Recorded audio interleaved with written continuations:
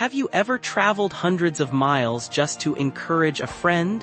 In the early days of Christianity, one man did exactly that, embarking on a remarkable journey that would bring comfort to one of the most influential figures in Christian history. The year is around 55 AD. The Roman Empire stretches across vast territories, and in the bustling port city of Corinth, a Christian named Achaicus prepares for an important mission. The destination?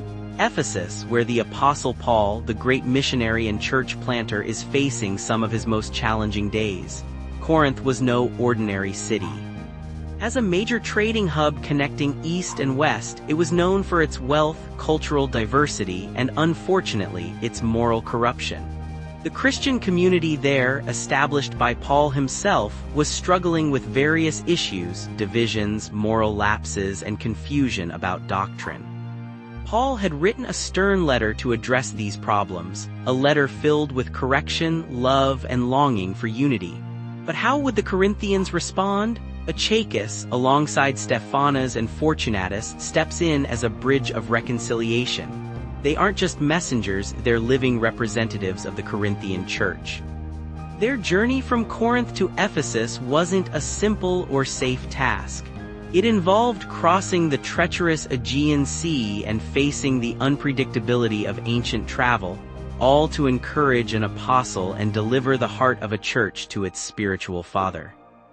Paul, worn by ministry, surrounded by opposition, and burdened by care for the churches, receives these men with deep gratitude. He writes in 1 Corinthians 16, 17, 18, "I was glad when Stephanas, Fortunatus, and Achaicus arrived, because they have supplied what was lacking from you, for they refreshed my spirit and yours also." Such men deserve recognition. Their arrival brought more than logistical help, it brought emotional and spiritual renewal. They stood in for a church that Paul loved but also needed to correct. In their words, Paul could hear the heartbeat of the Corinthians. In their presence he felt seen, known, and loved. This is the ministry of presence, one of the most undervalued and powerful gifts a believer can offer. Achaicus's story reminds us that ministry isn't always about preaching sermons or leading movements. Sometimes it's about crossing seas to lift up a weary friend. It's about stepping into tension and saying, "I'm here. We're with you." Their visit also testifies to the unity of the early church. Though separated by distance, culture, and circumstances, believers were deeply connected. Achaicus didn't wait for ideal conditions, he moved with urgency, knowing that encouragement has no replacement. It's needed in real time during real trials. Consider Paul's condition in Ephesus. In 2 Corinthians he would later write that while in Asia he was under great pressure, far beyond his ability to endure, so much so that he despaired of life itself. Now imagine, in the midst of that burden, the arrival of faithful friends. God often sends encouragement not through miracles but through people. And sometimes those people are the miracle. The early church valued this kind of fellowship deeply. Letters could encourage, yes, but faces, voices, and physical presence, those brought healing. Paul says they supplied what was lacking, not in love but in presence. They completed the connection between a spiritual father and his children. This narrative also shows the strength of the Corinthian church despite its flaws. It's easy to remember Corinth for its scandals and corrections. But this same church raised up men like Achaicus, men willing to travel, serve, and refresh.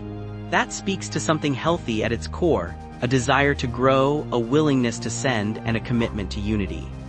We learn something vital here. Churches are often messy, but God works through them anyway. Achaicus didn't represent a perfect church, but he was a faithful messenger, and that's enough. God doesn't require our perfection, only our obedience. There's also a beautiful irony in Achaicus's name. In Greek, Achaicus means belonging to Achaia, a region of Greece that included Corinth. His name literally meant he belonged to the place he was leaving, and yet through Christ he belonged to something far greater, a kingdom without borders, a church without walls. Paul saw that. He saw in Achaicus not just a fellow laborer but a symbol of how God was knitting together a global body. Jew and Gentile, Greek and Roman, all one in Christ. The the legacy of Achaicus continues today. Every time a believer travels to support a missionary, every time a member of a church visits someone in prison or in the hospital, every time someone shows up when it's inconvenient, they're walking the road Achaicus once walked. And for leaders, pastors, teachers, missionaries, Achaicus represents the friend who brings refreshment. The one who says, "You're not alone, your labor matters, we see you." His story challenges us to ask, who needs our presence today? What journey must we make, physical or emotional, to deliver the ministry of encouragement? In a world saturated with digital noise, Achaicus reminds us of the power of personal presence. He teaches us that a faithful friend is a vessel of God's grace. That encouragement, when embodied, can change the direction of a ministry, even the history of the church. So let us walk in his footsteps. Let us refresh others as he refreshed Paul. Because sometimes the greatest sermons are preached not from pulpits, but by the feet that show up when no one else will.